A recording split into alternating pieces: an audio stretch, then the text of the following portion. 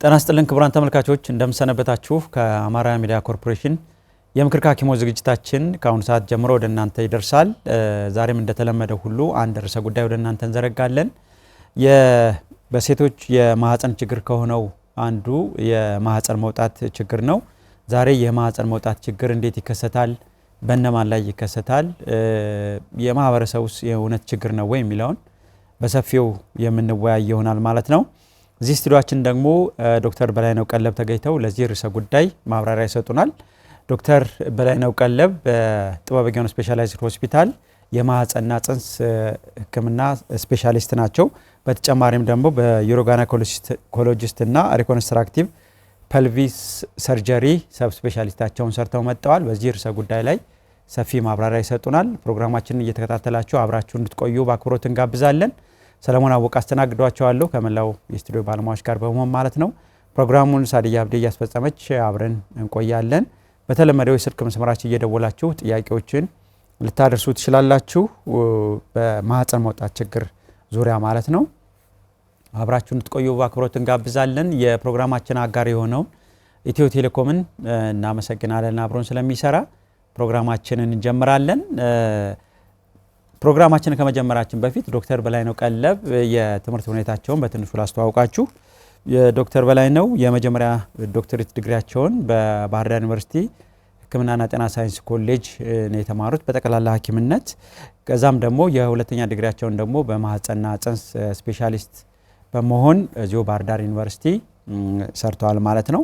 በተጨማሪም የሶስተኛ ዲግሪያቸውንም እዚሁ ባህር ዳር ዩኒቨርሲቲ ነው የሰሩት በዩሮጋይናኮሎጂስት እና ሪኮንስትራክቲቭ ፐልቪስ ሰርጀሪ ሆነው ማለት ነው።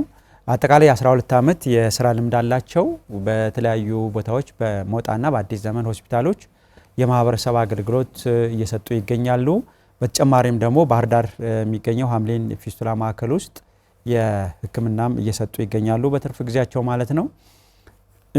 ዛሬ ከሳቸው ጋር ነው ሰፊ ቆይታ የምናደርግ። እንድትከታተሉን በአክብሮት እንጋብዛለን። እንኳን ደህና መጡ ዶክተር። እንኳን ደህና ቆያችሁ ሰላም። በጣም አመሰግናለሁ። እንግዲህ ስለሆኑ ከረጅም ጊዜ በኋላ ነው የተገናኘን። የሌሎች የማህፀን ጉዳዮችን ስናወራ ቆይተናል ቀደም ባለው ጊዜ።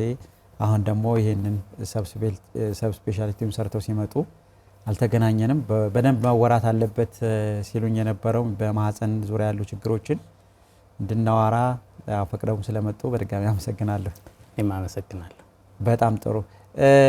እስኪ ትንሽ እንደው ለግንዛቤ ቢሆን ዩሮጋይናኮሎጂስት እና ሪኮንስትራክቲቭ ፐልቪስ ሰርጀሪ ምንድነው፣ ምን ላይ የሚያተኮር ሳይንስ ነው የሚለውን ትንሽ እናብራበት። እሺ አመሰግናለሁ ሰለሞን። ዩሮጋይናኮሎጂ እና ሪኮንስትራክቲቭ ፐልቪስ ሰርጀሪ በዋናነት ያው የማህፀንና ጽንስ ሕክምና ትምህርት ክፍል ውስጥ የሚገኝ የሳብ ስፔሻሊቲ አንዱ ነው ከብዙ ሳብ ስፔሻሊቲዎች ውስጥ ማለት ነውና በዋናነት እንግዲህ ዩሮጋይናኮሎጂ ሴቶች ጋር የተያያዘ ሽንትና ሽንት ነክ ችግሮች እንደ ፊስቱላ፣ የሽንት ማምለጥ፣ ተደጋጋሚ የሽንት ቱቦ ኢንፌክሽንን ጨምሮ ሌሎቹ ደግሞ የማህፀን መውጣት፣ የማህፀን መንሸራተት ወይም ደግሞ ብልት አካባቢም ቢሆን በመውለድም በሌላ ምክንያት የሚከሰቱ መተርተሮች፣ ጉዳቶች እነሱን በሙሉ የሚመለከት የሳብ ስፔሻሊቲ አካል ነው።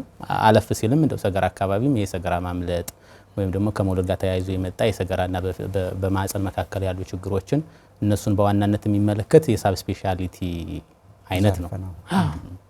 ብዙ ነገሮችን ይነካካል ማለት ነው በሙያው። እውነት ጥሩ ነው። በዚህ ዘርፍ እኛ አካባቢም ላይ እንደዚህ ያሉ ባለሙያዎች መገኘታቸው ማህበረሰቡ የበለጠ ተጠቃሚ እንዲሆን ያደርገዋል ብዬ አስባለሁ። ቁጥራቸውም ትንሽ ቢሆን አሁንም እየተማሩ ያሉ ሰዎች እንዳሉ እየነገሩኝ ነበር። ጥሩ። ዛሬ የምናወራው የማህፀን መውጣትን ነው። ከዛ በፊት ግን ምናልባት ከዚህ ከመውለድ ጋር በተያያዘ ሴቶች ላይ ሊያጋጥሙ የሚችሉ ማህፀን አካባቢ ያሉ ችግሮች ምንድናቸው የሚለውን በትንሹ ነው። ጥሩ። እንግዲህ መውለድ ወልዶ መሳም ማሳደግ በሰው ልጅ ህይወት ውስጥ ትልቁ ትርጉም የሚሰጠው ነገር ነው በነገራችን ላይና ያ ሲደረግ ግን እናትነት ያው እንዲሁ በቀላሉ ዝም ብሎ ይመጣ እንትን እንዳልሆነ ለማንም ሰው ግልጽ ነው። ስለዚህ ከእርግዝናው ጀምሮ በሚወለድበት ሰዓት የሚያጋጥሙ የተለያዩ ችግሮች አሉ። ከነዛ ችግሮች ውስጥ ቅድም የጠቀስናቸው በዋናነት የዩሮጋይናኮሎጂ እና ሪኮንስትራክቲቭ ፐልቪስ ሰርጀሪ የሚባለው የትምህርት ክፍል የሚያካትታቸው እንትኖች አሉ። አንደኛውና በጣም አስከፊው የፊስቱላ የምንለው ነው። ፊስቱላ የሽንት ፊኛና የማህፀን መገናኘት ቀዳዳ መኖር ማለት ነው። ስለዚህ እናቶች ሽንታቸውን 24 ሰዓት መቆጣጠር አይችሉም ማለት ነው። ሁለተኛው የሰገራ ፊስቱላ የምንለው ነው። የሰገራ ፊስቱላም በተመሳሳይ የታችኛው የማህፀን ክፍል ስለሆነ ጉዳት የሚደርስበት ሰገራ በ24 ሰዓት ሙሉ ሰገራ የሚያመልጣቸው ጋዝ የሚያመልጣቸው እናቶች መኖር ማለት ነውና እንደሱ ካልሆነ ፊስቱላዎች ከሌሉ ደግሞ ሌላኛው ደግሞ እነዚህ ብልት አካባቢ ጉዳቶች ይመጣሉ።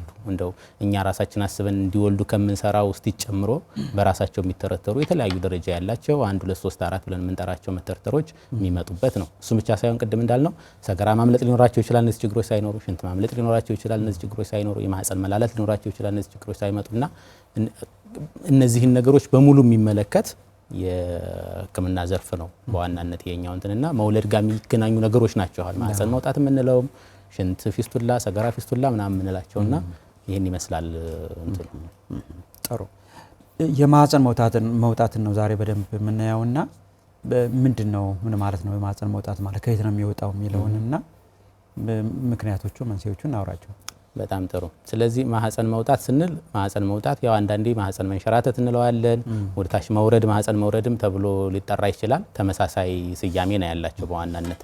ስለዚህ ምንድነው ቅድም እንዳልነው ማህፀን ወይም ደግሞ የሴቶች ማህፀን የውጨኛ ክፍልና የውስጠኛ ክፍል የምንለው ክፍሎች ሁለት ክፍሎች አሉት። የውጨኛው ክፍል የምንለው ከውጭ የምናየው ከማህፀን ከክፍተቱ በኋላ ያሉት እንትኖችን የሚያካትት ነው። የውስጠኛው ብለን ስንጠራ ግን ይሄኛው ብልትን ጨምሮ ከውስጥ ያለው የማህፀን አንገት፣ የማህፀን ጫፍ፣ ሽልቤት እና በዙሪያው ያሉ ደጋፊ አካላታችን የሚያካትት ማለት ነው የማህፀን የውስጠኛው ክፍል ስንል። ስለዚህ የማህፀን መውጣት ብለን ስንናገር በማህፀን ቀዳዳ በኩል በብልት በኩል እነዚህ አካላት የፊኛ፣ የሰገራ ቋት እና ደግሞ ዋናው የሽልቤት የምንለው ወደ ውጭ መውጣት በየት በኩል ነው የሚወጡት? በቀዳዳው በኩል አድርገው ወደ ማህፀን መውጣት ማለት ነው። ማህፀን መውጣት መንሸራተት እንለዋለን። ምንድነው የሚያደርገው? ካለበት ቦታ ወደ ታች ተስቦ ስለሚወርድ መንሸራተት እንለዋለን፣ መውረድ እንለዋለን።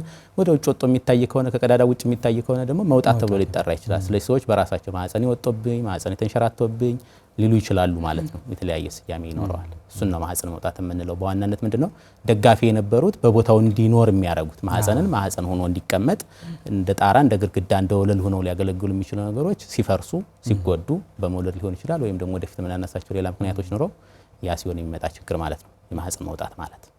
ጥሩ እንደ መንስኤ የሚነሱ ነገሮች ይኖሩ ይሆን እንደዚህ ምክንያት? አዎ መንስኤዎች አሉት። በጣም ብዙ መንስኤዎች አሉት። ከብዙዎች ውስጥ እንደው ጥናትም የተደረገበት እርግጠኛ ሆነንም ነው ብለን የምናወራው ቅድም እንዳልነው መውለድ ነው። መውለድ በተለይም ደግሞ አምጦ መውለድ አምጦ በሚወለድበት ሰዓት የምንጠቅሳቸው ብዙ ተያያዥ ጉዳዮች አሉ። እንደው በተለይ የልጁ ክብደት ተለቅ ያለ ሲሆን፣ በመሳሪያ የታገዘ መውለድ ሲሆን፣ ቅድም እንዳልነው ይሄ ስቲች የምንለው እሱን አይነት የኦፕሬሽን የወለዱ እናቶች ከሆኑ፣ ምጣቸው ረዘም ያለ ጊዜ የቆየባቸው ከሆኑ እነሱ ሰዎች ላይ የሚብሱ ነው መውለድ። ብዙ መውለድ 2ም 3ም 4ም እንደዛ እያለ እየተወለደ በሄደ ቁጥር የሚመጣ አንደኛው ችግር ነው ከመውለድ ጋር። ሌሎች ምክንያቶች አሉት ከዚህ ውጭ ሆነ። አንደኛው እድሜያቸው ገፋ እያለ በሄደ ቁጥር ችግሮቹ ያጋጥማሉ። ማህፀን መውጣት ከጨቅላ ህጻናት 1 ቀን 2 ቀን ከሆናቸው ህጻናት እስከ 80 90 ዓመት እዛም በላይ ለሆኑ እድሜ ላይ የሚከሰት ችግር ነው በነገራችን ላይ። ይሁሉም ግን እድሜ እየገፋ በሄደ ቁጥር በተለይ ደግሞ ወደ ኋለኞቹ የእድሜ ክልሎች በእያንዳንዱ 10 ዓመት በጥፍ የሚጨምር አይነት ህመም ነው እንትን የምናደርገው ከእድሜ ጋር ተያይዞ። ሌላኛው እንግዲህ እድሜ ሲጨምር እንደሚታወቀው የተለያዩ ህመሞች ሊጨምሩ ይችላሉ። የመውለድ ምጣኔ ይጨምራል፣ የርጣት እድሜ ይኖራል፣ ሌላም ደግሞ አካላዊ ለውጦች ይኖራሉ። ይሄ ሰዎች ማጎንበስ አይነት ነገሮች ምናምን ሲኖራቸው ለማህፀን መውጣት ተጋላጭ እንዲሆኑ ያደርጋቸዋል። ሌላኛው እንደኛ ማህበረሰብ እንትን የማይደረገው የስራ ጫና ነው። ከፍተኛ የሆነ የስራ ጫና ያለባቸው በተለይ በጀርባቸው ከፍተኛ የሆነ ሸክም የሚሸከሙ እንጨት ሊሆን ይችላል፣ ሳር ሊሆን ይችላል፣ ጀሪካን ሊሆን ይችላል፣ ወይም የተለያዩ ነገሮችን ጀርባቸው ላይ በከፍተኛ የሚሸከሙ ሆዳቸው አካባቢ ያሉ ጡንቻዎችን ጉዳት የሚያመጣ ነገር የሚያደርጉ እናቶች ከበድ ያለ ስራ የሚሰሩ አክቲቪቲያቸው ከባድ የሆነ እነሱ ሰዎች ላይ ይጨምራል። ሌላኛው ከፍተኛ የሆነ የቆየ ሳል፣ ስር የሰደደ ሳል የምንለው አይነት እንደሱ አይነት ነገሮች ለረጅም ጊዜ የቆየ ድርቀት ነገር ካላቸው የሰገራ ድርቀት ለረጅም ሰዓት በሚያመጡበት ሰዓት ሆድ ዕቃ ውስጥ ያለ ማንኛውም አይነት እባጭ ምጥ ሊሆን ይችላል፣ ወይም ደግሞ ሌላ እባጭ ሊሆን ይችላል፣ ውሃ መቋጠር ሊሆን ይችላል። ማንኛውም አይነት ችግሮች የሆድ ግፊትን የሚጨምሩ ነገሮች በሙሉ ይህን ነገር እንትን ሊያደርጉት ይችላሉ። አንዳንዴ ሰዎች ተፈጥሯዊ ሆኖ ዝም ብሎ የጡንቻዎቻቸው ጠንካራ ለመሆን የሚያጋጥምበት ጊዜ አለ። በእኛ አጠራር ይሄ ኮኔክቲቭ ቲሹ ዲስኦርደር የምንለው እንደዚህ አይነት ሰዎች ለእንደዚህ ያለ ችግሮች የተጋለጡ ናቸው። ምናልባትም ቅድም እንዳልነው አንዳንድ ህፃናት ጀምሮ የሚከሰተውም በዛ ምክንያት ከመውለድ ጋር ካልሆነ ሌላ የተጎዳበት ምክንያት ሳይኖረው እንደዛ የሚመጣውም ከዛ ጋር የተያያዘ ሊሆን ይችላል ብለን ማሰብ እንችላለን። ሌላኛው እንደ ማጨስ፣ በተለይ ደግሞ ውፍረት፣ በተለይ እንደ ሴንትራል ኦቤሲቲ የምንለው እዚህ ቦርጭ አካባቢ ያሉ ክብደቶች እንደዚህ አይነት ነገሮች ሲኖራቸው በዋናነት የሚከሰት ነው። ርጣት ቅድም እንዳልነው እርጣት ጋር ተያይዞ የሚመጣው ይሄ ሆርሞን እጥረት አለ ኤስትሮጅን የምንለው የነሱ ነገሮች ይሄ የሰውነታችን ጥንካሬውን የጡንቻ ጥንካሬውን ስለሚያዳክም እናቶች ለማህፀን መውጣት የተጋለጡ እንዲሆኑ ያደርጋሉ ማለት ነው። ሌሎችም እንትኖች አሉ ማርገዝን ጨምሮ እርግዝና በራሱም የነዚህ ችግሮች አጋላጭ ነው እናገኘዋለን ማለት ነው። እዚህ በፊት የተሰሩ ማንኛውም ማለት በተለይ ደግሞ ሽልቤትን ማውጣትና መነካካትን የሚያስኬዱ ኦፕሬሽኖች እዛ አካባቢ የተሰሩ ኦፕሬሽኖች ካሉ እንደው ሰዎች የመውደቅ አደጋ አጋጥሟቸው ጀርባቸው አካባቢ ጉዳት ከደረሰባቸው የነርቭ ችግሮች ጋር ተያይዞ እንደዛ ሊመጣ ይችላሉ። የነርቭ ኦፕሬሽኖች እንደዛ አይነት ነገሮችን ሊያመጡ ይችላሉ። በተለይ ከጀርባ በአፈጣጠር ጋር ተያይዞ ቅድም ስንል እንደነበረው የስፓይናል ቢፊዳ ወይም ደግሞ ጀርባቸው ክፍተት ነው የተፈጠሩ እናቶች ወደዚህኛው ወደ ማህፀን አካባቢ የሚሄዱ ነርቮች ስለሚጎዱ እነዚህ ሰዎች ለማህፀን መውጣት የተጋለጡ ሰዎች ነው እናገኛቸዋለን ማለት ነው። እነዚህ ከብዙ በጥቂቱ እንትን የተባሉ ናቸው። እንደ ዋናነት ግን ብለን የምናነሳው ግን ምንድነው ይሄኛው በማህፀን አምጦ መውለድ ጋር በከፍተኛ ደረጃ ከሱ ጋር የተያያዘ ሆኖ እናገኘዋለን ማለት ነው። ጥሩ ምን አጋላጭ ተጋላጭነታቸው የሚጨምሩ ሰዎች ካሉ በተለይም እና አጋላጭ ሁኔታዎችን ኦልሞስት ከዚህ ጋር የተወሰነ ነገር ይመሳሰላል።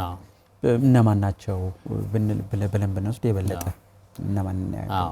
ስለዚህ ቅድም እንዳልነው እንደዚህ እንደ ሪስክ ፋክተር የምንላቸው ማለት ናቸው እነዚህ ነገሮች እና ያ ማለት ቅድም ምን ብለናል ልክ እንደ ቤት እንደው ብለን ብናስበው ሁሉም ቦታዎች ላይ ግድግዳ ያለው ጣራም መሰረትም ያለው ነገር ነው ማህፀን ወይም ብልት ብለን የምንጠራው እንትና ይህን ቦታ በአንድም በሌላ ምክንያት ጉዳት የሚያመጡ ምን እንዲላላ እንዲሰነጠቅ ወይም ደግሞ ጉዳት እንዲደርስበት የሚያደርጉ ማንኛውም አክቲቪቲዎች በሙሉ ይህን ነገር ያመጣሉ። ቅድም እንዳልነው መውለድ በዋናነት በሚወለድበት ሰዓት ያው ልጁ የሚወጣው በማህፀን በኩል አይደለም። ስለዚህ በሚወጣበት ሰዓት ጡንቻዎችን ይጎዳል። ምክንያቱም ጡንቻዎች አሉ እዛ ጋር ድጋፍ የሚሰጡ ጡንቻዎች የፐልቪስ ቦንስ የምንላቸው ደግሞ የዳሌ አጥንቶች የምንላቸው አጥንቶች አሉ። ሌላ ደግሞ ኮኔክቲቭ ቲሹ የምንላቸው እንደ ፋሻ ምናምን አይነት የምንላቸው ጅማቶች አሉ ይህን ድጋፍ የሚሰጡ። ስለዚህ እነዚህን ድጋፎች በአንድም በሌላ ምክንያት ጉዳት እንዲመጣ የሚያደርጉ ነገሮች በሙሉ ማህፀንን እንዲወጣ ያደርጋሉ ማለት ነው። ስለዚህ ብዙ የወለዱ እናቶች እድሜያቸው የገፉ እናቶች ርጣት ላይ ያሉ እናቶች የስራ አክቲቪቲያቸው ከበድ ያለ ከፍተኛ የሆነ ሳል ከቲቪም ሊሆን ይችላል ከሌላ ጋር ተያይዞ የመጣ ከፍተኛ የሆነ ሳል አስምም ሊሆን ይችላል ወይም ደግሞ የሆድ ድርቀት በተደጋጋሚ የሚያጥምጥቃቸው ሰዎች ለማህፀን መውጣት የተጋለጡ ሰዎች ነው እናገኛቸዋለን ማለት ነው። ስለዚህ ማህፀን በሚወጣበት ሰዓት አንዳንዶቹ ላይ እንደው እዛ ጋር ፊት ለፊት ስክሪኑ ላይ እንደሚታየው አሁን ፊኛዋ እየወረደች ያለች እናት ነው እንግዲህ እያየን ያለ ነው። ከፊት ለፊት ከላይ ያለው የማህፀን ክፍል ፊት ለፊት ያለው እየተጎዳ ስለሆነ ስለረገበባት ፊኛዋ ወደ ማህፀን መጥቶ የማህፀን ጫፍን እየዘጋው እንደሆነ ብልትን ወደ ታች እንትን እያደረገው እየተጫነው እንደሆነ ያሳያል። ሁለተኛው አሁን የሚታየው ምስል ደግሞ እንደምናየው ከኋላ የሰገራ ቋት የምንለው ክፍል ነው። እሱ ወደ አሁንም ወደ ብልት ተገፍቶ እየመጣ ነው። ከጀርባ ያለው የማህፀን ክፍል በመውለድ ሆነ ቅድም ባልናቸው በአንድም በሌላ ምክንያት ጉዳት ደርሶበታል ማለት ነው። ይሄኛው ከጀርባ ሬክቶሴሌ እንለዋለን። ከፊት ለፊት ያለው ሲሆን ደግሞ ሲስቶሴሌ ወይም ደግሞ የፊኛ መውረድ። አሁን የምናያት ሴትዮ ደግሞ ከላይ የሽልቤት ዋናው ማህፀን ጫፍን አንገትን ጨምሮ ማህፀን ወደ ውስጥ ዝርግፍ ብሎ እየወረደ እንደሆነ ወደ ማህፀን እየመጣ እንደሆነ የሚያሳይ ነው ማለት ነው። ስለዚህ ከነዚህ ውስጥ ነው የሚሆኑት። አንዳንዶቹ ላይ ከጎንና ከጎን መላላት ሊኖር ይችላል። ዋናዎቹ ግን ከፊት ለፊት ሲሆን ፊኛ ወይም ደግሞ የውጨኛው የሽንት መስመር፣ ከኋላ ሲሆን ደግሞ የሰገራ መውጣት፣ ችኛዋ ደግሞ ሽልቤት የሌላት እናት ሆና ሽልቤት በኦፕሬሽን ወጥቶባት አሁን ከላይ ብልት ብቻ እየወረደ እንደሆነ ነው የሚያሳየው። የብልት ጫፍ የፊኛም አብሮ ተከትሎ ወረደ። ይህ አይነት እንትን ነው የሚሆነው ማለት ነው። ስለዚህ ሁሎችም ቢሆኑ ከፊት ለፊት ያለውም ቢላላ ከኋላ ያለውም ቢላላ ከውስጥ ያለው የማህፀን ደጋፊ አካልም ቢላላ እነዚህ የማህፀን መውጣት ሁሎችንም ምልክታቸው የማህፀን መውጣት ወደፊት ምልክቶችን የምናያቸው ሆኖ ማለት ነው። ስለዚህ ያን እንትን እንደሆነ ያሳያል። የተተረተረው አካል ይሄ ነጭ የሚሆነው አሁን የተጎዳው አካል ነው። ይሄ ከላይ አካባቢ ውስጥ ላይ ያለው ጉዳት ሲደርስበት ነው። ቅድም መጀመሪያ ያየናቸው ከፊት ለፊት ያለው የብልት አካል ከኋላ ያለው የብልት አካል ጉዳት ሲደርስበት የሚመጣ ደጋፊ አካሉ ሲላላ ሲጎዳ በአንድም በሌላ ምክንያት ጉዳት ሲደርስበት ማህፀን ወደ ውጭ ሊወጣ ወደ ማህፀን ዝርግፍ ብሎ ሊወርድ የሚችልበት እንትን አለ ማለት ነው። ጥሩ እንደዚህ ካነሳናቸው መንስኤዎቹንና ተጎጂዎቹ እነማን ናቸው የሚለውን በምልክት ደረጃ ለምሳሌ እንደዚህ ከወጣና አካል ላይ የሚታይ ከሆነ በእርግጥ መውጣቱ ብቻ ምልክት ሊሆን ይችላል። ከዛ በፊት እንደው ደረጃዎችም ካሉት እነሱን እስኪ ዶክተር እንደ ምልክት በጣም ጥሩ። ስለዚህ እናቶች የሚመጡበትን ምልክት የምናያ ሆኖ ደረጃዎች አሉት። ደረጃ አንዱ ዜሮ የምንለው ኖርማሊ ምንም አይነት መውረድ የትኛውም የሰውነት ክፍል የፊት ለፊቱም ከኋላ ያለውም ከውስጥ ያለውም ሁሉም ክፍል ምንም አይነት የመውረድ እንትን ከሌለው እሱ ደረጃውን ዜሮ እንለዋለን። መጠነኛ መውረድ ምልክት አሳይቶ ግን እንደው የማይታይ አይነት እንትን ከሆነ እሱ ደረጃው 1 እንለዋለን። ደረጃ 2 የምንለው ደረጃ ወርዶ አትሊስት እንደው ይሄ የክብረ ንጽህና መስመር አለ ያው የተገረሰሰ የተወለደበትም ቢሆን የሚታይ ምልክት አለ። በዛ ሌቭል የደረሱ ከሆኑ ደረጃቸውን 2 እንላቸዋለን። 3 ከማህፀን ቀዳዳ ውጭ ወጣ ሆኖ ስናገኘው 4ን በዛው ደረጃ ያው ደረጃው ከፍ ያለ ሆኖ እንደሆነ እንትን እናደርጋለን ማለት ነው። ስለዚህ 1 2 3 4 ብለን ደረጃዎችን መክፈል እንችላለን ማለት ነው። ምናልባት እዚህ ጋር እንደው ተያይዞ የሚጠቀሰው ምንድነው ምናልባት ለባለሙያዎችም ቢሆን የማህፀን መውጣት ደረጃ እናቶች ከሚመጡበት ምልክት ጋር ሁሉ ጊዜ ቀጥተኛ የሆነ ተያያዥነት የለው። አንዳንድ እናቶች ደረጃው ከፍ ያለ ማህፀን መውጣት ይዘው ምንም አይነት ምልክት ላይኖራቸው የሚረብሽ አይነት ህመም ላይኖራቸው ይችላል። አንዳንዶቹ ደግሞ ገና ምልክቱ ከውስጥ መውጣት ሲጀምር ምልክታቸው ከፍተኛ የሆነ ሽንት ማስቸገሩ ከፍተኛ፣ ሰገራ ማስቸገሩ ከፍተኛ፣ በግንኙነት ጋር የሚመጣው ችግር ከፍተኛ የሆነ እንትን ምልክት ይዘው ሊመጡ ይችላሉ። ስለዚህ የደረጃው ዝቅ ማለት ከምልክቱ ጋር ተያያዘ። ጥሩ እንቀጥላለን ከቆምንበት ተከታታይ አድማጭ አለ። ሄሎ ሄሎ ሄሎ ሄሎ ጤና ይስጥልን። እሺ ካንሰሩ ወደ ነው። እሺ ይቀጥሉ። እሺ ችግሩ በማህፀኔ አየር ነው የሚወጣው።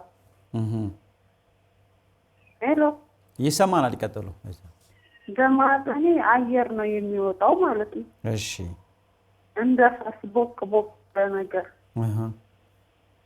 ይሄ ለመውለድ አሁን ከዚህ በፊት የኦንትን አፖርሽን ገጥሞኝ ነበር። እሺ አፖርሽን ገጥሞት ነበር። አዎ እሺ አሁን መውለድ ይከለክላል። ይሄ በማህፀን አየር የሚወጣው ጋዝ ማለት ነው። ሄሎ ይሰማናል ወይዘሮ ወዴ? ይሰማል። ጥሩ እሺ ጥያቄ ካለ በማህፀኔ አየር ይወጣኛል። ይሄ የምን ችግር ነው? በጣም ይወጣኛል አየር ማለት ነው። ልጅ ወልደዋል እንዴ ወይዘሮ ወዴ? አዎ አንድ ልጅ ወልጃለሁ። በአመጣው ነው የወለዱ? አመጤ ነው የወለድኩት። ከዛ በኋላም አፖርሽን አደረገኝ 3 ጊዜ። በሚወልዱበት ሰዓት የተለየ ችግር ነበር የሚያስታውሱት? ምናልባት በወለዱበት ሰዓት ችግር ነበር የተለየ ችግር የሚያስታውሱት? እንደው ማህፀን መተርተር ምናምን እንደዚህ መሰፋት ነገር ነበር? አይ መጀመሪያዋን ልጄን ስወልድ ስቲች ነበር። ስቲች ነበረዋት? እሺ ጥሩ ምላሽ እንሰጣለን። አፖርሽን የገጠመኝ ከዛ በኋላ በማህፀኔ ደግሞ አየር ይወጣል እንደፈት ነገር ማለት ነው። እሺ ጥሩ ጥያቄውን ይዘናል። ምላሽ ስለምንሰጥበት ይከታተሉን። ሄሎ ሌላ አድማጭ አለ። ሄሎ ሄሎ ሄሎ ሄሎ እሺ ስልክ መስመሩ የተቋረጠ ይመስለኛል። በምልክት ደረጃ እያየን ነበር ዶክተር። አንዳንዶቹ ምልክት ሁሉ ላይኖራቸው እንደሚችል ደረጃውን ካየን በኋላ ምልክት ላይኖራቸው የሚችሉ አጋጣሚዎች ሊኖሩ ስለሚችሉ ያነሱልን ነበር። ከዛ ውጭ በምልክትነት የምናነሳቸው ካሉ ጥሩ ቀደም እንዳልነው እንደ ደረጃቸው ባይሆንም እንኳን እናቶች የሚመጡበት የተለያየ ምልክት አላቸው። በዋናነት በአራት እንከፍላቸዋለን ምልክቶቹ። አንዳንዶቹ ምልክቶች ከሽንት ጋር የተያያዙ ምልክቶች ናቸው። የሽንት ችግር የምንላቸው የሽንት ችግር ስንል ሽንት ማምለጥ ሊሆን ይችላል፣ ሽንት ሊሸኑ ሲሉ አለማውጣት ሊሆን ይችላል፣ እየወጡ መቆራረጥ ሊሆን ይችላል። ወይም ደግሞ አንዳንዴ ምን ይሆናል ሽንቴን ሸንቼ ስመለስ ሙሉ በሙሉ የወጣኝ አይመስለኝም እና የቀረ ሽንት ያለ ይመስለኛልና ተደጋግሞ ወደ ሽንት ቤት ሄዳለሁ የሚለው አይነት ከሸኑ በኋላ መንጠባጠብ ሊሆን ይችላል። ወይም ሌሎች ነገሮችን ሊመጡ ይችላሉ። ተያያዥ እንትኖች ማንኛውም አይነት ሽንት ጋር የሚያጋጥሙ ችግሮች አንደኛው እነዚህ ዩሪናሪ ሲምፕተምስ እንላቸዋለን። ሽንትና ሽንት ነክ ምልክቶች ማለት ነው። ሁለተኛው ምልክት ሽንት ካልን ያው ሰገራ ስለሆነ አብሮ የሚሄደው የሰገራ ጋር የተያያዙ ቦል እንትኖች ናቸው። ቦል ሲምፕተምስ እንላቸዋለን። እነሱም ተመሳሳይ አሁን እንዳልነው ሰገራ ድርቀት፣ ሰገራ ሊወጡ ሲሉ መውጣት ማስቸገር፣ ከወጡ በኋላ ያላለቀ መምሰል፣ ተመልሶ መሄድ እንደዚህ አይነት ነገሮች እንትን ያደርጋሉና ምን ይሆናል ቱ ዘ ኤክስትሪም እንደው አንዳንዴ በጣም ከፍተኛ ሲሆን እናቶች ማህፀናቸውን ወደ ውስጥ መልሰው ካላስገቡት በስተቀር ሽንት መሽናት የማይችሉ ወደ ውስጥ መልሰው ካላስገቡት በስተቀር ሰገራ መውጣት የማይችሉ የሚደርስበት ደረጃ ድረስ ሊመጡ ይችላሉ። ይሄኛው ሁለቱ ምልክቶች ናቸው በዋናነት። ሶስተኛው ምልክት ቅድም እንዳለ መውጣቱ በራሱ ፕሬዠር ሲምፕተምስ የምንለው መውጣቱ አንዳንድ እናቶች ገና እንደው እንደ ጀመረ አካባቢ ሲሆን ምንድነው የሚሉን እንደው የሆነ ባዕድ ነገር ላይ የተቀመጥኩ ይመስለኛል እንደው እንደ ኳስ ነገር እንቁላል ነገር ላይ ቁጭ ያልኩ ይመስለኛል አይነት የሚል ልክ ማህፀን ጫፏ መታ ማህፀን ዝግት ስታረገው ሲቀመጡ የሆነ የሚንከባለል ነገር ላይ የተቀመጥኩ አይነት ስሜት ይሰማኛል ይላሉ። ከዛ ውጭ ግን ውስጥ ላይ ስንቀሳቀስ ያስቸግረኛል፣ ፍርቅቅ አድርጎ ይዘኛል፣ አያራምደኝም ምናምን የሚሉ ነገሮች አንደኞቹ ናቸው። ሌላኛው ሶስተኛው አራተኛው እንትን የሚመጣው ህመም እንትን ነው ግንኙነት ጋር ችግር ግንኙነት ጋር የግንኙነት ስሜት እንትን ማለት ሊሆን ይችላል ወይም ደግሞ የፈሳሽ እጥረት ሊሆን ይችላል፣ ምቾት አለመስጠት፣ ህመም ሊሆን ይችላል። እነሱ ነገሮች ሌሎቹ ናቸው። አንዳንድ እናቶች ህመም ብቻ ይኖራቸው ማህፀናቸው ውስጥ ላይ ህመም ሊሆን ይችላል፣ ከእምብርት በታች ያለ ህመም ሊሆን ይችላል፣ ወይም ደግሞ የጀርባ ህመም ሊሆን ይችላል። ያ ማለት እነዚህ ህመሞች ከማህፀን መውጣት ችግር ብቻ ናቸው ማለት አይደለም። ኖርማሊ ግን እንደዚህ አይነት ነገሮች አብረው ሊመጡ የሚችሉበት እንትን አለ። አንዳንዴ እንትን ሲያረጉ ጉዳት ካመጡ የሚያመጡት ጉዳቶች አሉ፣ ኮምፕሊኬሽንስ የምንላቸው እንደው ወደ መጨረሻ አካባቢ ሊያጋጥሙ ከሚችሉ እንትኖች አንደኛው መቁሰል ነው። ማህፀን ሊቆስል ይችላል። ከቆሰለ ደም ሊፈሳቸው ይችላል እናቶች፣ ፈሳሽ ነገር ሊኖረው ይችላል። ወይም ደግሞ ቁስለቱ የረጅም ጊዜ ከቆየ ፊስቱላም ካንሰርም ጭምር ድረስ ማምጣት የሚችል እንትን አይነት ነገር ይኖረዋል። አንዳንድ ደግሞ የኩላሊት እና የኩላሊት መስመር ውሃ መቋጠር ድረስ ሊያመጣ የሚችልበት እንትኖች ይኖራሉ። ስለዚህ በምልክት ደረጃ ብዙዎቹ እናቶች በጣም ዘግይተው ከመጡ የሚመጡት አሁንማ ቁስል ሲያመጣብኝ ደም ሲፈስብኝ ፈሳሽ ሲኖረው መጣው አይነት የሚል 20 ዓመትም 30 ዓመትም 40 ዓመትም ቆይተው የሚመጡ እናቶች ስላሉን እንደዚህ አይነት ምልክቶች ይኖራሉ ማለት። በምልክት ደረጃ ሽንት፣ ሰገራ፣ ህመም መኖር፣ ግንኙነት ጋር ማስቸገርና አሁን ባልናቸው ደግሞ ተያያዥ ችግሮች ሊመጡ ይችላሉ እናቶች ማለት ነው። በጣም ጥሩ ውይይት ያደርግ ነው ዶክተር። በተለይም እንደዚህ በደንብ ያልዳሰስናቸው ጉዳዮች የእናቶች ችግር የሆነ ያነሳን ነው። ተመልካቾችም የደወላችሁ ሀሳብ ልትሰጡ ትችላላችሁ። እሺ ደዋይ ስላሉን ሄሎ ሄሎ ሄሎ ሄሎ ሄሎ እሺ ሄሎ ይሰማል? ይሰማኛል። ጥሩ እሺ ሀሳቡን ይቀጥሉ። እና እኔ ሽንት ቤት ሲጠቀም ወደ ውጭ ይወጣብኛል፣ ተንቆርጥጬ ስቀመጥም ይወጣብኛል። በደንብ ከሳልኩኝ ወይም መሳቅ እንትን ካልኩኝ ደግሞ ይወጣብኛል እና የመጀመሪያ ልጄን ስወልድ ነው የጀመረኝ። ከዛ ሁለተኛም ስወልድ እየጨመረ ሄደ፣ ሶስተኛ ስወልድም እየጨመረ ሄደ እና ሽንቴን ረሳልች። ዞር ስመልስ ደግሞ አሁን እየመጣኝ ይመስልና ሄዳለሁ። በቃ እየተከሰተብኝ ሰው ማታ ላይ ራሱ ልክ እንደዛ ሽንቴን እየወጣሁ እየወረድኩ ሸራለማትና እሺ ዶክተር ጥያቄ አለ? ምላሽ እንሰጣለን። ይከታተሉን። የሕክምናም ቦታም ስለምንጠቁም በዚሁ በደንብ እንድትከታተሉን ነው የምናሳስበው ዛሬ። ሌላ ደዋ ያለው ሄሎ ሄሎ ሄሎ ሄሎ ጤና ይስጥልኝ። ሄሎ ይሰማል? እሺ ይቀጥሉ። ችግሩ ምን እንዴት ነው የሚለው? የሚያመኝ ጀርባዬና ጫንጮራዬን ስንሄድ ማለት ነው። ሄሎ እሺ ትንሽ ጥራት የለውም ስልኩ አይሰማም። እሺ ይቀጥሉ እስኪ አሁን። እና ያመኛል ወገቤን ክርክራቴን ማለት ነው። ክርክራቴን አሁን ጫንጮራዬን ይሰማኛል እና ኦፕሬሽን ተሰርቼ ያው ጤና ወጣ 2 ኪሎ ተኩል ጤና ወጣልኝ እና ከዚህ በጎግ ፕሬስ ኦፕሬሽን የተሰራው ዘማን ኦፕሬሽን የተሰሩት የማህፀን አካባቢ ነው ወይዘሮ ስፍራሽ? ማህፀን አካባቢ ላይ ነውና እጢ ነው ያሉኝ። እጢ ወጣ። እሺ አዎ እጢ ነውና አሁን ግን በቃ እዚህ ማህፀን ላይ የፕሬስ በታች ይሰማኛል፣ ሚገርሰድ ይሰማኛል፣ ቁስል ይሰማኛል፣ አክርክራት ወገቤን ይሰማኛል። ጥሩ ቀደም ያነሳ ነው ነበር። ምናልባት እየተከታተሉን ከሆነ የመውረድ ነገር ወጦ የሚታይ ነገር አለ። በሌላ ተጨማሪ ምልክት ለዶክተር የሚነግሯቸው? አዎ እየሰማሁ ቆይቻለሁ እና እኔ አልወለድኩም። በቃ አልወለድኩም፣ ልጅ አልወለዱም። አዎ ልጅ አልወለድኩም። ያው ኑሮ እጤ ነው ገብተሽ የቆየ ምናምን አለውኛል ዶክተሮች። ያው ተፈራ አመት አልፎኛል። ዶክተር ጥያቄ ኖረን ወይዘሮ ስፍራሽ? አመት አልፎኛል ተሰራው። ኦፕሬሽኑ መቼ ነበር ተሰራውት ያሉ ወይዘሮ ስፍራሽ? ኦፕሬሽኑ ተሰራ አመት አልፎኛል። አመት የሽል ቤት ማውጣት ኦፕሬሽን ነበረው አብሮ እጤው ጋር ማህፀኔ አንነካሽም ብለው ማህፀን ፍጭ የተሰራሽ ነው ብሎኝ ነበር። የወር አበባ ይመጣል። እድሜው ስንት ነው? ይመጣል። የወር አበባ ይመጣል 37። እሺ ይከታተሉ ምላሹን። ሄሎ ሌላ አድማጭ አለን። ሄሎ ሄሎ ሄሎ ሄሎ ሄሎ ጤና ይስጥልን። እሺ ጥሩ ስልክ መስመሩ ተቋርጧል። ክቡራን ተመልካቾች ዛሬ በማህፀን መውጣት ችግር ዙሪያ ነው ውይይት እያደረግን የምንገኘው። ዶክተር በላይነህ ቀለብዚህ ተገኝተው ለዚህ ርዕሰ ጉዳይ ማብራሪያ እየሰጡ ነው የሚገኙት። በባህር ዳር ዩኒቨርሲቲ ሕክምናና የጤና ሳይንስ ኮሌጅ ውስጥ ጥበበ ግዮን ስፔሻላይዝድ ሆስፒታል ውስጥ በማህፀንና ጽንስ ሕክምናም እየሰጡ ይገኛሉ። ዶክተር በላይነህ እንዲሁም ዩሮጋይኖኮሎጂስት ሆነው ያገለገሉ ነው። ሕክምናውን በዛው ሆስፒታል ውስጥ እየሰጡ ነው። በተጨማሪም ሀምሊን ፊስቱላ ማዕከል ውስጥ ይሰጣል። በኋላ በደንብ የምናወራ ይሆናል። ፕሮግራማችን እንድትከታተሉ አክብሮት እንጋብዛለን። ከዚሁ ርዕሰ ጉዳይ ጋር የተያያዘ ያነጋገርናቸው እናቶች አሉ። እነዚህ እናቶች ምን ገጠማቸው፣ አሁንስ ያሉበት ሁኔታ ምን ይመስላል የሚለውን አጭር ቪዲዮ ሰርተናል። እሱን እንከታተልና ተመልሰን እንገናኛለን። አብራችሁን ቆዩ።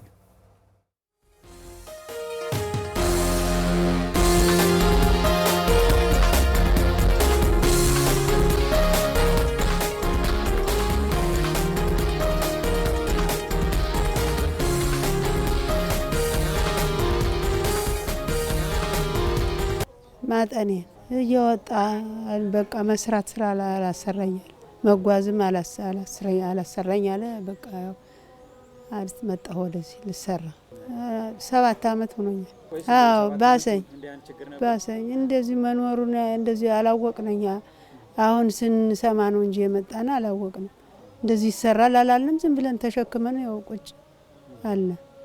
አሁን ግን አለ ሲባል መጣን። እዚህ ችግሩ ሽንታ አሸናንም በቃው ዝም ብሎ ሀወጣ ዝም ብሎ እንዴት ነው መንቀሳቀስ አይቻልም። ፈርቅቆ ይዞ እንዴት ነው ልጅ የወጣ ነው የሚመስል። በቃ እንዲሁ በውላድ ነው የሚመስለኝ። ሌላ ምንም ሀምጥ ላይ ማለ እንትን ማጠኔን ያው እንትን እያሉኝ ነው የሚወልድ ያው እንትን ይሉኛል። በመቀስ ነክተው ይሰፉኛል። እንደዛ ነበር።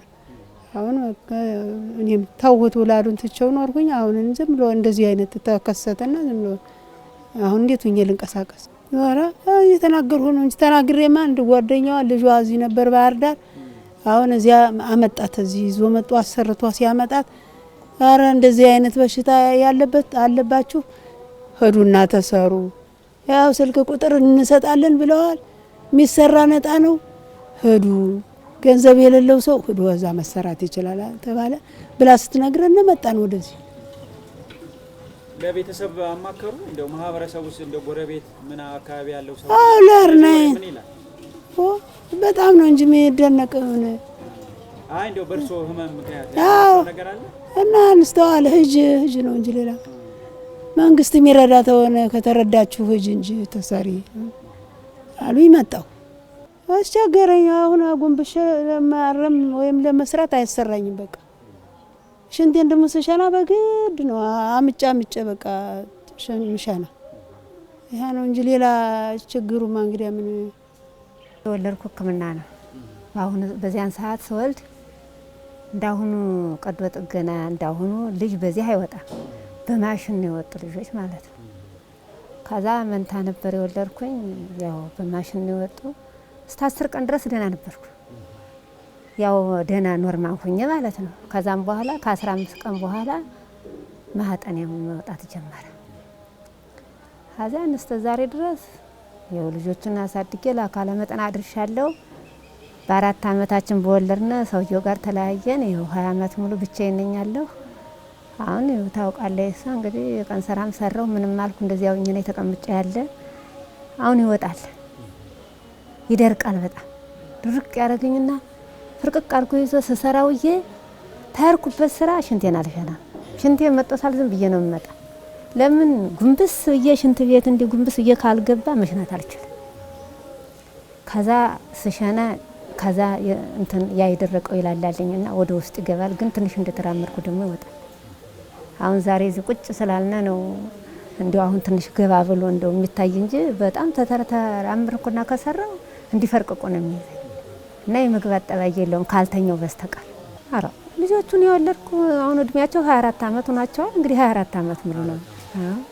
እንደ ሁኔታው ይወጣል ይገባል። ይወጣል ይገባል። ፈሳሽ ነው። የባሰው ነገር አለ አሁን የባሰ ነገር አለ? የለኝም። ያው ነው እንግዲህ ድሮም ፈሳሽም የለው ምናምን ነገር የለኝ። ያው ሲወጣ ይደርቃል። ንፋሱ ምኑ ጣው በረሃው ሲለው ስንሰራ በረሃ ነው እንግዲህ መተማ የታወቀ ነው። ይደርቃል። ያው ማታ ስተኛ ብቻ በህይወቴ ገብቶ ተኛለሁ እና ያው ተነስቼ ስንቀሳቀስ ያው ይወጣል። አሁን በቃ ያለው እድሜ ልኬን አሁን ግን አለ ሲባል በቃ ያው ስልክ ደወልነ ኑ ተባልነ መጣን ወደዚህ። ወጦ ሳለ እንሰራለን። ያው እሰራለሁ በምን እንግዲህ ጉሮሮ አይደለ እሰራለሁ። ያው ማታ ያው ጦርነት ይገባል። በቃ ሽንቴ ሲመጣ ሽንት ቤት ገባለሁ። ስራውዬ ማለት ነው። ቀን አልሸና ሽንት ቤት ገባና ጉንብስ ስል ሽንቴ ወደ ውስጥ ሲገባ ሽንት ይጀረር ሲል እጄ ቁጭ እላለሁ። ከዛ ሸናለሁ። ከዛ ተጠቅሜ እወጣለሁ።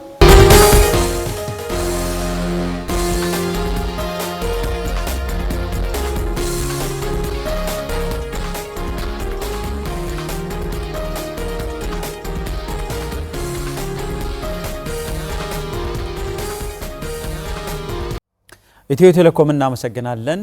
አጋራችን ሆኖ አብሮን ስለሚሰራ ቀደም ሲል እንደተከታተላችሁት ያየነው ቪዲዮ ረጅም ጊዜ በዚህ በማህፀን መውጣት ችግር ሲሰቃዩ የነበሩ እናቶች ናቸው።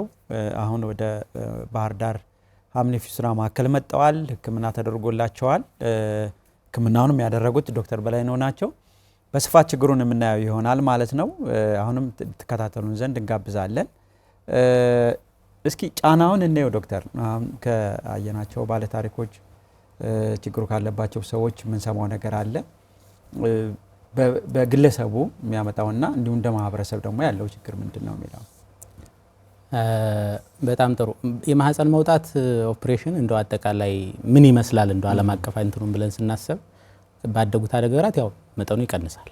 ብዙ ጊዜ እንደው ወደ ደሃ የሚበዛ አይነት እንትን ይኖራል። ያ ማለት ግን እነሱም የለም ማለት አይደለምና እንደው ዓለም አቀፋዊ ቁጥሩ ከ2 እስከ 20 አካባቢ የሚሉ አሉ። ከዛም ማለፍ የሚያደርጉት አሉ።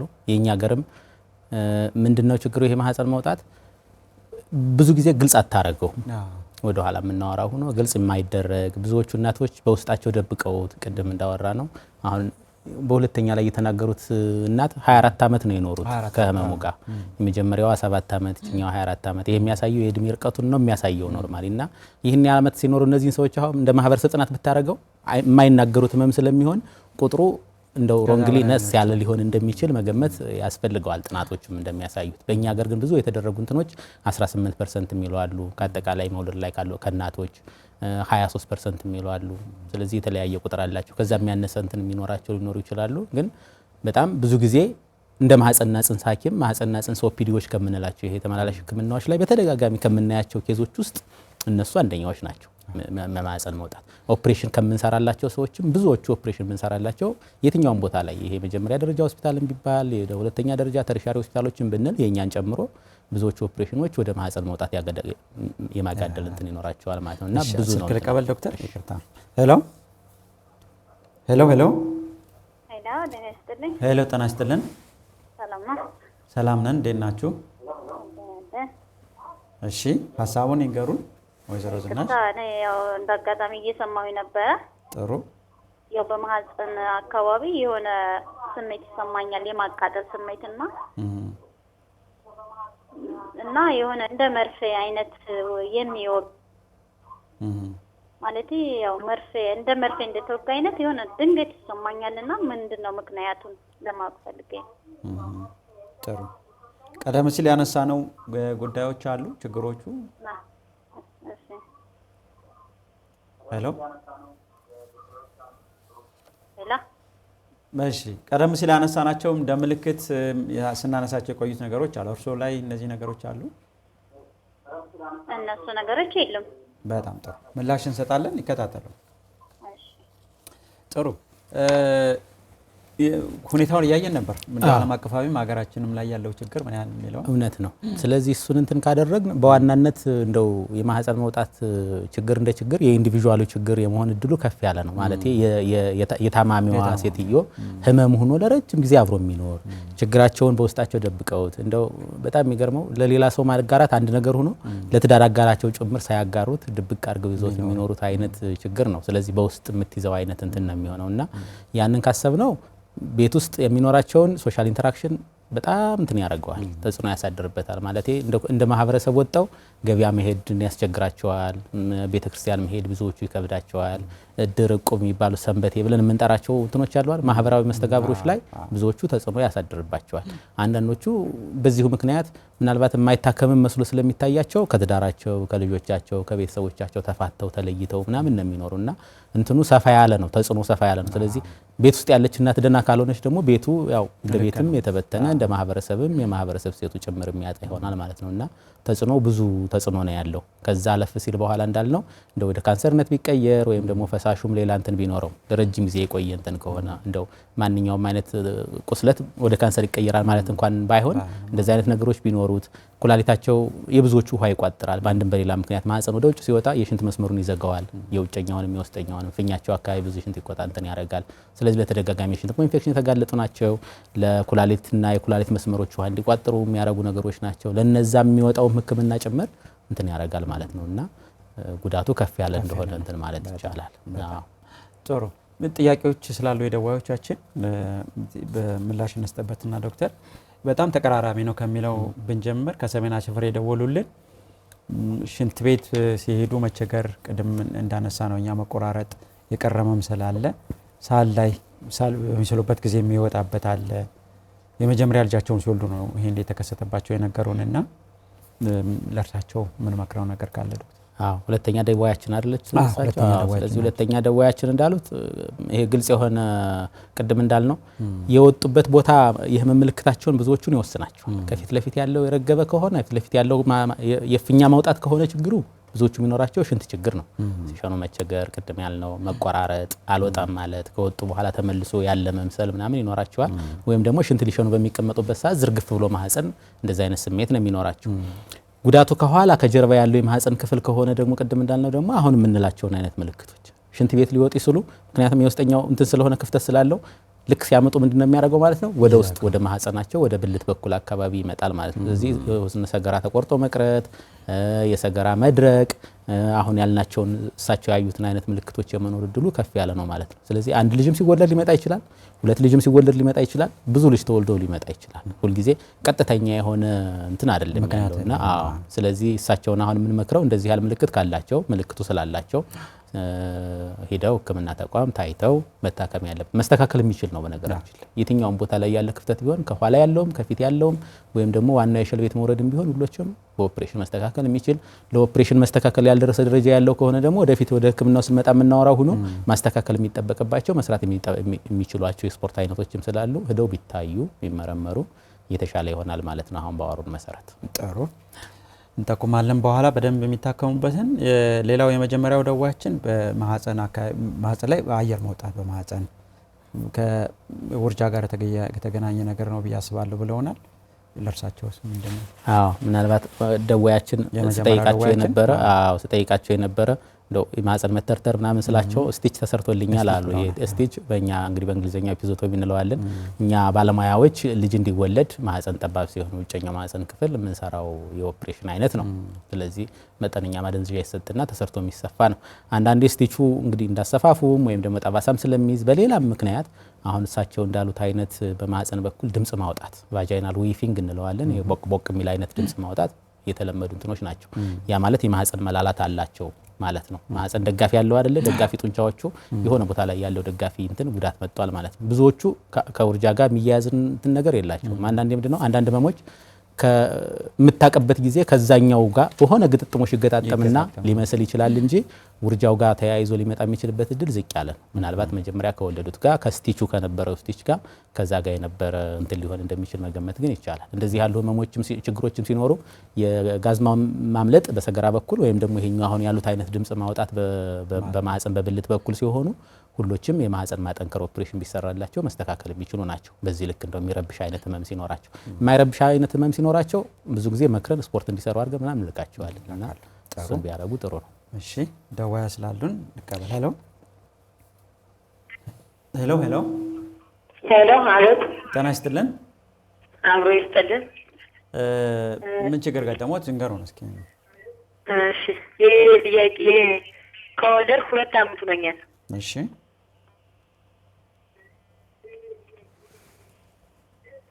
ሄሎ እናም ማህፀኔ ወደ ውጭ ይወጣልና ሰገራ ሰጣም ድርቅ ነው የሚለው። ድርቅ የማለት ባህሪ ያለው እና አይወጣልኝም። ሲደርቅ በማህፀኔ በኩል በወጣት ይጫኑና ነው ሰገራ ወደ ውጭ የሚወጣው ማለት ነው።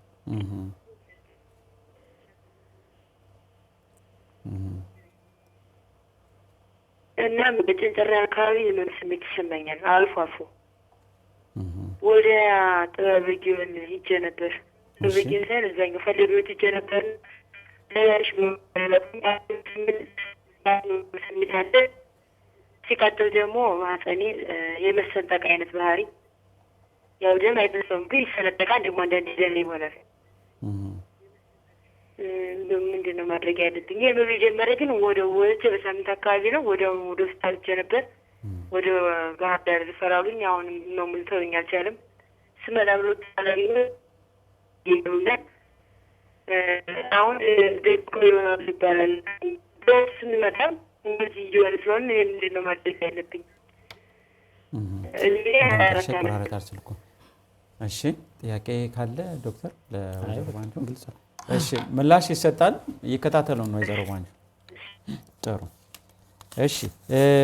ሌላው ደዋያችን ከማህፀን እጢ መውጣት ጋር በተገናኘ ወይዘሮ ሶፍራሽ 37 ዓመታቸው ነው።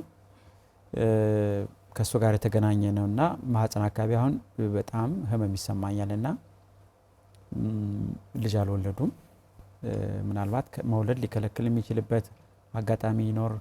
ስለ ማህፀን ስላነሳን ይሄን ጉዳይ ስላነሱት ደዋያችን እንግዲህ ምናልባት እጢ የወጣው እጢ ምን አይነት እጢ ነው የሚለውን በትክክል ማወቅ ባንችልም የወር አበባ ያዩ መሆናቸው ምናምን እንደዛ ብለን ስናስበው የሽል ቤታቸው አለ ማለት ነው።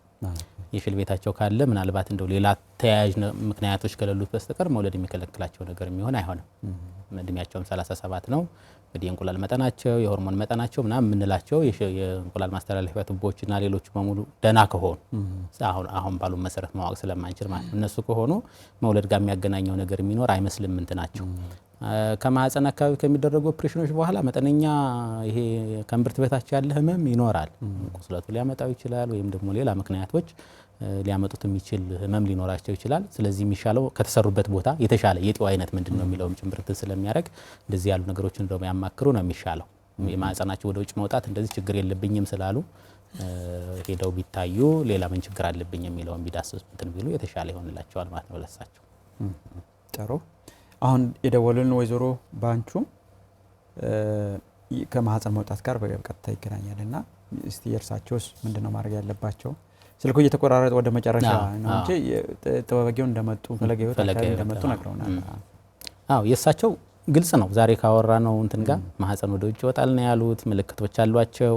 ሰገራ አለመውጣት እንደውም ጣቴን ወደ ውስጥ አስገብቼ ማህፀኑን ካልመለስኩት ቅድም ስፕሊንቲንግ ብለን የምንጠራውኛ ማህፀን ወደ ቦታው መመለስ አለበት።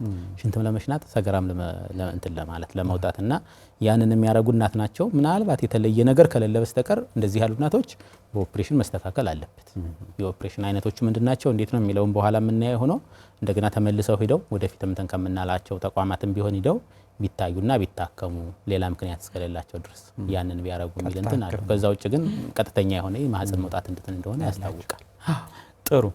የህክምና አማራጮቹን እናያቸው ዶክተር እና ከዚሁ ጋር አያይዘን ደግሞ የት ቦታ ይሰጣሉ? በደንብ እንደዚህ ችግሩ ያለባቸው ሰዎች በቀጥታ የት መምጣት አለባቸው የሚለውንም ትንሽ ነው። በጣም ጥሩ። ስለዚህ ስለ ህክምናው ስናወራ ብዙ አይነት አማራጮች አሉ። ብዙዎቹ አማራጮች ደግሞ እንትን የሚያደርጉት ከእናቶቹ ካላቸው ምልክት እናቶቹ ካላቸው የማህፀን መውጣት ደረጃ ጋር ይያያዛል።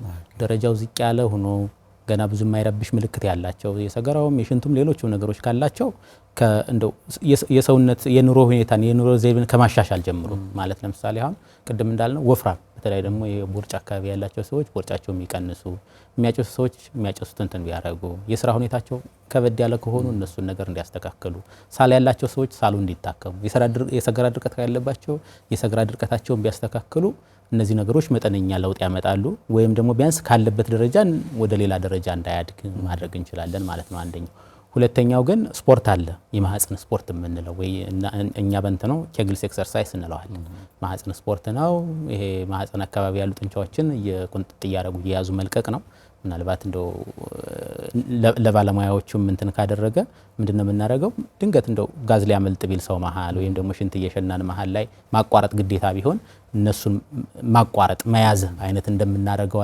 አድርገን ያን ስሜት ተሰምተን አድርገን ሆዳችን አካባቢ ያሉ ጡንቻዎችን ሳናኮማትር መቀመጫ አካባቢ ያሉ ሰው እንትኖች እንትን ሳናረግ አሁን ያልናቸውን ቦታዎች አሁን ለምሳሌ ጋዝ ሊያመልጥ ሲል ሰው እንትን ያረጋል አይደል ይቆጣጠራል አይደል ስለዚህ ያን የመቆጣጠሩን ስሜት ያዝ አድርጎ ቀስ ብለው 1-3 ሰከንድ 1-2-3 ብለው ቆጥረው ቢለቁ ከዛ ሁለተኛም ይዘው ቢለቁ አንድ ይዞ መልቀቁን አንድ ሁለተኛ ይዞ መልቀቁን ሁለት እናረጋውና 10ም 15 ጊዜም ጧት ላይ ማታ እንደዚሁ 10ም 15 ጊዜ እንደገና ደግሞ ቀን ላይ መሃል ላይም ደግሞ እንደዚህ 10-15 ጊዜ እንትን ቢያረጉ በቀን ወደ 45 አካባቢ 40-45 አካባቢ የሚሆን እንትን ቢሰሩ በ3 ወር እስከ 6 ወር ብዙዎቹ እናቶች ለውጥ ይኖራቸዋል ቢያንስ የምን ለውጥ ይኖራቸዋል የምልክቱ የስሜቱ የሽንት ማስቸገሩ የሰገራ ማስቸገሩ ግንኙነት ጋር ያለው ችግር ምናምን እንትን ያረጋቸዋል ሁለተኛው ካለበት ደረጃ ላይ አድግ የሚችልበት እንትን ይኖራል ያንዳንዶቹ ደግሞ ልክ ጧንቻው ሲስተካከል መጠነኛ መሰብሰብ ነገር ያመጣል ከነበረበት ደረጃ አንድ ወደ ኋላ መመለስ እንትን ሊያመጣላቸው ይችላል ይሄኛው ኬግልስ ኤክሰርሳይዝ የምንለው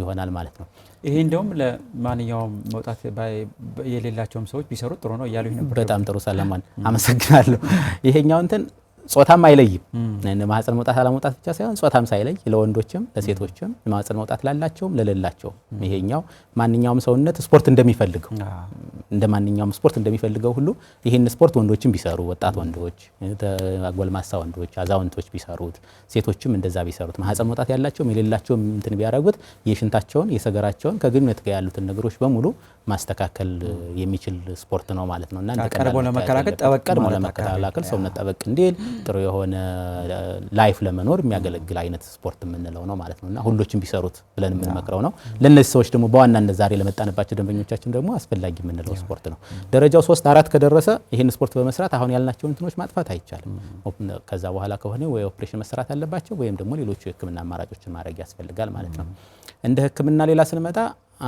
ያው በውጮቹ እቃዎቹ በሚገኙበት ፔዛሪ የምንላቸው ወደ ማህፀን ውስጥ የሚገቡ መሳሪያዎች መደገፊያዎች አሉ እነሱን መጠቀም ይቻላል በተለይ እንትኑ ላላቸው ሰዎች አክሰሱ ላላቸው ለሚያገኙ ተቋሞችም እንደዛ አይነት እንትን ላላቸው ብዙ ቦታ ላይ እኛ ሀገር የተለመደ እንትን አይደለም ስለዚህ እሱን ቢያረጉ ወደ ውስጥ ይደግፉታል በሚፈልጉ ሰዓት ያወጡታል ንጽህና ይጠበቃል መልሰው ያስገቡታል ምንም የሚያስቸግር እንትን ነገር አይኖርም ይኖራሉ በተለይ ደግሞ እድሜያቸው ገፋ ያሉ ሌላ ተያያዥ ህመሞች ያሉባቸው አሁን ለምሳሌ እንደ ልብ ህመም የሳምባ ህመም ምናምን ኑሯቸው ኦፕሬሽን መስራት የማይቻሉ ሰዎች ሲሆኑ ወይም ደግሞ ኦፕሬሽን ተሰርቶ ውጤታማ ያልሆነ ከሆነ ሌሎቹ ደግሞ ኦፕሬሽን የማይፈልጉ ሰዎች አሉ ስለዚህ ኦፕሬሽን ከምሰራ ብለው የሚኖሩ ሰዎች ያንን መሳሪያ ቢጠቀሙም አንደኛው አማራጭ ነው ፔዛሪ እንለዋለን የተለያየ አይነት አለው እኛ ጋር ያው ስለሌለ እሱኛውን እንትን ዝም ብሎ እንደ ሐሳብ እንዲኖራቸው ሶስተኛው ግን ኦፕሬሽን ነው በዋናነት አሁን እንትን የምናደርገው ኦፕሬሽን ነው ብዙ አይነት የኦፕሬሽን አይነቶች አሉ የሚወስነው ቅድም እንዳልነው ደረጃ ይወስነዋል የእናቶች የመውለድ ያለ መውለድ ፍላጎታቸው ይወስነዋል አንዳንዶቹ ከመውለድ እድሜ ያለፉ ሲሆኑ እና በመውለድ እድሜ ያሉ ሆነው ደግሞ መውለድ የሚፈልጉ መውለድ የማይፈልጉ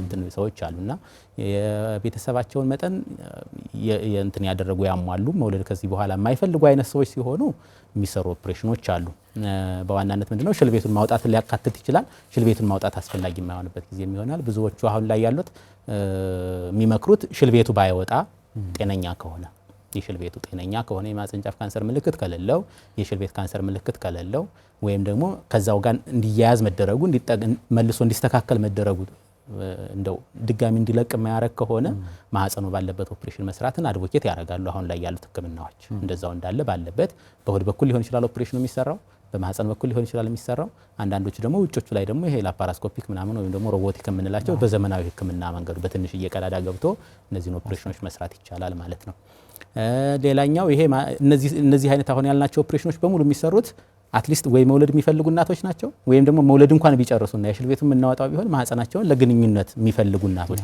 ይሆናሉ። አንዳንዴ ማህፀናቸውን ለግንኙነት የማይፈልጉት ሽማግሌዎች፣ መነኩሴዎች ከዛም ማለፍ ያለው ነው በትዳር አብለው የማይኖሩ ነው ሰዎች ሲሆኑ ወይም ደግሞ በአንድ በሌላ ምክንያት የጤና ሁኔታቸው ትንሽ የተባባሰ ከበድ ያሉ ኦፕሬሽኖችን ለመስራት የሚያስቸግር ሰዎች ሲሆኑ ማህፀን በዛው ባለበት እንትን እንዲዘጋ የሚያደርጉ ኦፕሬሽኖች ይኖራሉ። እነዚህ ኦብሊትሬቲቭ ፕሮሲጀርስ እንላቸዋለን። እነሱንም ጭምር መስራት እንትን ያደርጋል። አንደኛ ህመማቸው በጣም ትንሽ ነው የሚሆነው፣ ሁለተኛ የኦፕሬሽን እንትኑትን አጭር ነው የሚሆነው፣ ደም መፍሰስ አይኖራቸውም። ስለዚህ ሪከቨሪያቸውን ይሄ ከኦፕሬሽኑ በኋላ የመዳን እንትናቸውን ያፋጥንላቸዋል ማለት ነው እና እንደዚህ አይነት ህክምናዎችንም ጭምር እንትን ማለት ይፈልጋል። ግን ምን ይፈልጋል? ሰዎቹ እዚህ በኋላ ግንኙነት ማድረግ የማይፈልጉ መሆናቸውን እድሜያቸው የገፋ ሆነው ማለት ነው ወይም ደግሞ በጤና ሁኔታ ወይም በተለያየ ምክንያት ያን የማይፈልጉ ሰዎች መሆን አለባቸው። የመውለድ እድሜ ክልል ያሉ ሲሆን ግን ማህፀን ለግንኙነት እንዲሆን ምክንያቱም ከኦፕሬሽኑ በኋላ አንዳንድ ሊመጡ የሚችሉ ችግሮች ግንኙነት ማድረግ መቸገር፣ ህመም ሊሆን ይችላል ወይም ደግሞ የመጥበብ የማጠር አይነት ነገሮች ሊኖሩ ስለሚችሉ እሱን ጥንቃቄ ማድረግ ይፈልጋል። እነዚህ አማራጮች ናቸው። ሁሎችም አማራጮች ናቸው። ህክምናው የት ይሰጣል የሚለው በደንብ መግለጽ በጣም ጥሩ። እንግዲህ ህክምናው እንደ እንትን ሁሉም ቦታ ላይ በሚባል ደረጃ ማህፀንና ጽንስ ሐኪም ባለበት ቦታ ሁሉ ህክምናዎቹ መሰጠት ይችላሉ። ህክምናዎቹ አንዳንዶቹ ህክምናዎች ምናልባት ተጨማሪ ትሬኒንግ የሚፈልጉ ይሄ ዩሮጋይኒኮሎጂ ሪኮንስትራክቲቭ ፔልቪክ ሰርጀሪ አይነት የምንለውን ባለሙያ የሚፈልጉ ወይም ደግሞ እንደዚህ ካሉ ባለሙያዎች ትሬኒንግ የወሰዱ ስፔሻል ትሬኒንግ የሚፈልጉ እንትኖች አሉ። በተለይ ማህፀን ባለበት ማሰር፣ በሆድ በኩልም በበታች በኩልም ማሰሩ አይነት ኦፕሬሽኖች ብዙዎቹ ተጨማሪ ትሬኒንግ ይፈልጋሉ። በኖርማል የማህፀንና ጽንስ ትሬኒንጉ ቀጥታ እንትን ስለማይሉ ማለት ነው።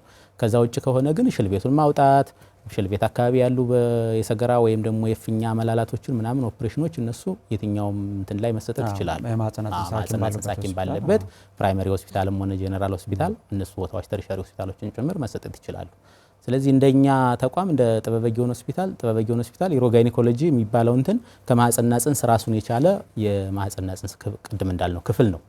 ስለዚህ ትሬን የሚያደርጉ ባለሙያዎች አሉ። እኛም ሳብ ስፔሻሊስት ሐኪሞች አሉ። በሳምንት ወደ 3 ቀን የሚደርሱ የኦፒዲ ክፍሎች አሉ። የተመላላሽ ህክምና እንትን እናደርጋለን። በሳምንት 3 ቀን ኦፕሬሽን እንሰራለን። ስለዚህ በሳምንት 3 ቀን እንደው 3 እንኳን ቢሰራ ወደ 9 አካባቢ 9-10 ሰው በሳምንት መስራት የሚያስችል አቅም ያለው ጥሩ ህክምና የሚሰጥበት እንትን ነው አንደኛው። ሁለተኛው እንትን ቅድም ለመጥቀስ እንደሞከርከው የባህር ዳር ሀምሊን ፊስቱላ ሆስፒታል በአገር ውስጥ ካሉ ትንሽ የሀምሊን ፊስቱላ ሴንተሮች አንደኛው ሴንተር ነው። ህክምናው በነፃ ነው። አገልግሎቱን በሙሉ የሚያገኙት በነፃ ነው። እናቶች በአንዴ ብዙ ታካሚዎችን እስከ 6 የሚደርሱ በአንድ ቀን መስራት ይቻላል። ከዛም ወደ 3 ቀን የሚደርሱ የኦፕሬሽን ቀኖች አሉን። ስለዚህ እናቶች በማንኛውም ሰዓት መጥተው ሀምሊን ፊስቱላም ጥበበጊዮን ሆስፒታል መታከም ይችላሉ። ያው ቅድም እንዳልነው ሌሎች ሆስፒታሎችም የሉም ማለት አይደለም። የግልም የመንግስትም ሆስፒታል ማህፀንና ጽንስ ባለበት ቦታ በሙሉ መታከም የሚችሉ እንትኖች እንደሆኑ እንትን ማለት ያስፈልጋል። ማህበረሰቡ በደንብ ይሄ ችግር ሊታከም የሚችል ችግር ነው። ረጅም ጊዜ ቀደም እንደሰማነው 24 ዓመት ከዛ በላይ እንደውም እርስዎ የገጠመዎት ሲያወሩኝ ነበርና እንደዚህ አይነት ችግሮች ሁሉ አሉና የሚታከሙ የማይመስሉ ሰው የሚያውቃቸው የማይመስል በውስጥ ይዘዋቸው የሚቀመጡ እናቶች ስላሉ ህክምናውን አግኝተው በደንብ ጤነኛ ሆነው መኖር ይቻላልና ይህ መልእክት በደንብ እንዲተላለፍ ነው። ሌላው እንግዲህ እንደ ጤና ተቋምም እንደ ጤና ባለሙያም እንደ መንግስትም በደንብ እዚህ አካባቢ ላይ ሊታሰብበት ይገባል የሚሉት ነገር የችግሩን ስፋት ቅድም ስላየን ምን መደረግ ይኖርበታል? እያንዳንዱ ሰው ኃላፊነትን እንዲወጣ። በጣም ጥሩ። ማህፀን መውጣት በነገራችን ላይ ማህፀን መውጣትና ከመውለድ ጋር ተያይዞ ያሉ ብዙዎቹ ነገሮች ቅድም እንዳልነው ወልዶ መሳም በጣም ጥሩ የመሆኑን ያክል በዛ ጋር ተያይዘው የሚመጡ ችግሮች ማህበረሰቡ ላይ የሆነ ገና የግንዛቤ እጥረቶች እንዳሉ ያሳያል። እንደው የርግማን የፈጣሪ ቁጣ አርጎ የመቁጠር ማይነገር ምንድነው ይሄ ማይታከም መፍትሄ የሌለው አይነት የሚመስሉ ምናልባትም እንደ ወደ ሃይማኖት ቦታዎች ብቻ መሄድ መፍትሄ እንደሚሰጥ በቃ ፈጣሪ ያደረገብኝ አይነት ብለው የሚያስቡ ማህበረሰብ ክፍሎች እንዳሉ በተደጋጋሚ እናገኛለን። ለዛም ነው 40 ዓመት 50 ዓመት አንዳንዶቹ ያንኑ ችግር የፈጠረባቸውን ልጅ ወልደው አድጎ 20-30 ዓመት ሆኖት ለህክምና ይዟቸው የሚመጣ እናቶች ጭምር እናገኛለን። በነገራችን ላይ ያወሩኝ ነበር እንደው ትንሽ ይሄን ታሪኩን ብናወራው ደስ ይለኛል የፊስቱላ ችግር አሁን በሐምሊን ፊስቱላ ስቶሪ ላይ የተገለጸች እናት አሁን ወደ 33 ዓመት የመጀመሪያ ልጇን ከወለደች በኋላ ፊስቱላ ነበራት ከማህበረሰቡ ተገላ ኖረች ሴትዮይቱ የሆነች ትንሽዬ ቤት ላይ ከ33 ዓመት በኋላ ልጅቱ ስትወልድ ተመሳሳይ ፊስቱላ ኖራት ከተማቸው ግጥጥሞች ነው ይሄኛው ምንም በዘርጋ የሚገናኝ የፈጣሪ ቁጣ ለነሱ ቤት የታዘዘ ጉዳይ ሆኖ አይደለም በአጋጣሚ ሆኖ መውለድ ጋር ችግር መጣ ልጅቱ በአጋጣሚ እውቀቱ ስለነበራት መታከም እኮ ይችላል ብላ ከ3 ወር በኋላ እሷ በወለደች በ3ኛው ወሯ እናቷ በወለደች በ33 ዓመታቸው ሁለቱም ሄደው ታከመው የዳኑበት ሴናሪዮዎች አሉ እኛም 25 30 ዓመት የሰገራ መቆጣጠር ችግር ኖርባቸው 25 ዓመት ምናምን አብረው ኖረው መጣው ታከመው ሄዱ ያመጣቸው ልጅ የሰገራ ያኔ የብልት መሰንጠቁን ያመጣው ልጅ ነው ተምሮ ስራ ይዞ ምናምን እንደሚታከም አውቆ ይዟቸው የመጣ እናቶች ብዙ ነው የሚገጥሙን በየጊዜውና ይሄኛው እንትን የሚታከም እንደሆነ ማህበረሰቡ ላይ አሁን መግለጽ እንፈልገው ማህፀን መውጣት ማህፀን መላላት ምንላቸው ነገሮች አሁን መፍትሄ የሚያገኙ መታከም የሚችሉ በፈለጉት እንትን እንዳልነው ቀደም በግል መታከም የሚፈልጉትን በግል መታከም ይችላሉ በአቅርባላቸው ተቀጣይና ተቋም መታከም የሚፈልጉት መታከም ይችላሉ ወደ ባህር ዳር እንደው የመምጣት እንትን ነው ያላቸው ደግሞ ጥበበጊዮን ሆስፒታልንም የሐምሊን ፊስቱላ ማዕከሉንም ቢሆን ቢጎበኙ ህክምናውን አገልግሎቱን ማግኘት እንደሚችሉ መናገር ያስፈልጋል የፈጣሪ ቁጣ አይደለም ባለሙያዎቹም ካሉ አሁን እዚህ ጋር ማስተላለፍ ምን ፈልገው ያው ህክምናው አንዳንድ የዘመኑ ያደጉ ነገሮች አሉት ህክምናዎች አሉት ያንን ታሳቢ ያደረገ ወደ እነዚህ ከፍተኛ ወደ ሆነ የህክምና ተቋማት ቢልኳቸው ታካሚዎቹ በደንብ መገልገል ይችላሉ የሚለውን ማስተላለፍ እንፈልጋለን አመሰግናለሁ በጣም ነው ማመሰግን ዶክተር በላይነው ቀለብ በዚህ ርዕሰ ጉዳይ በተለይ ባነሳ ነው ከማህፀን ጋር የተገናኘው ርዕሰ ጉዳይ በደንብ ነው በስፋት ያየነው እርሶም ከልምዶት 12 ዓመት የሥራ ልምዶት